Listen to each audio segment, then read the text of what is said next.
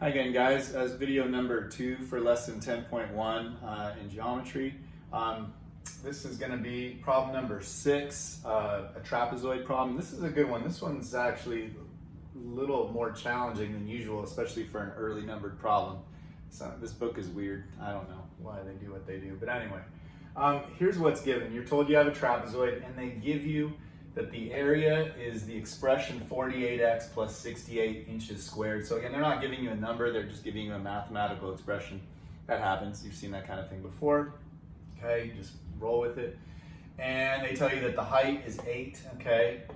So I've labeled that there. And they tell you that one of the bases, like base 2 we'll call it, is the expression 9x plus 12.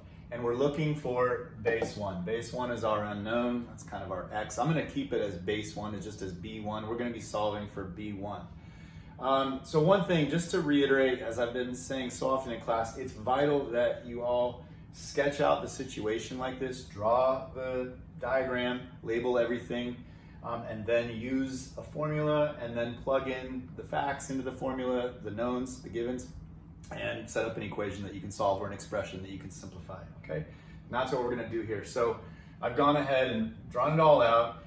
I always like to start just reminding myself, okay, what is the formula for area of a trapezoid? As we recall, area for a trapezoid is 1/2 the sum of the bases times the height.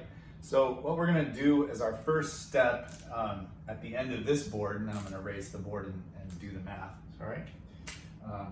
Is simply substitute in the givens, okay, what's known and unknown. Oh, just lost my pen cap. Okay, so we are gonna have, so let me modify this a little bit. Our area is known. We're gonna put that in, 48x plus 68. That is our area, that's our A, equals 1/2 quantity, okay, it's gonna be a large quantity, B1, keep B1, okay, plus, and let me expand these parentheses even more because I need the room, plus base 2, which is 9x plus 12, close parentheses, times the height, which is 8, okay?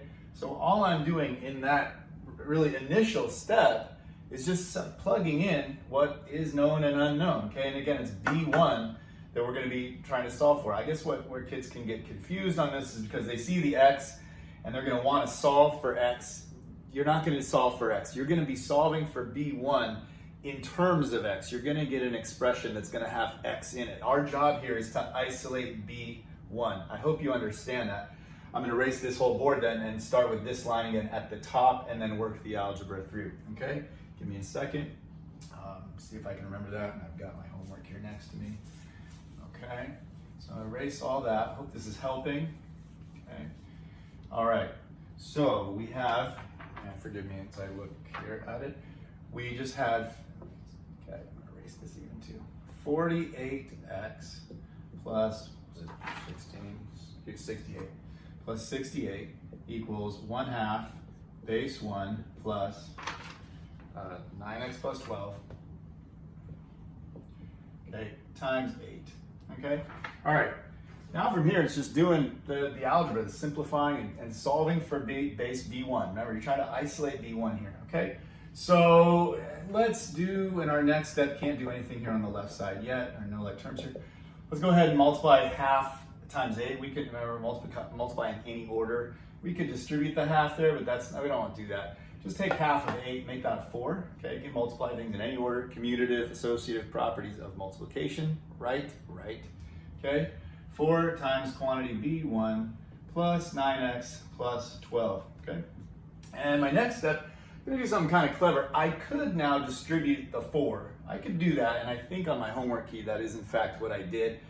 There's a more kind of efficient move to do, which is just go ahead and let's divide both sides by 4. Since 4 will go evenly into both those terms, that'll be nice. So the 4 there will knock out the 4, right? And dividing this expression by 4, we will get 12x plus 17. Yeah, 68 divided by 4 is 17. Equals b1 plus 9x plus 12. And now we're getting somewhere. We're almost there.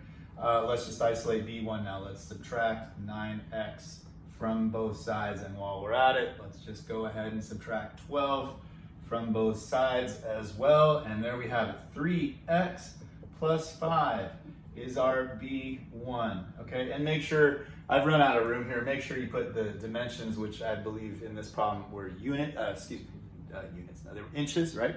Put the dimensions, which were inches, okay? So it's that expression, that is your B1, and tag inches onto that, okay? Hope that helps, thanks.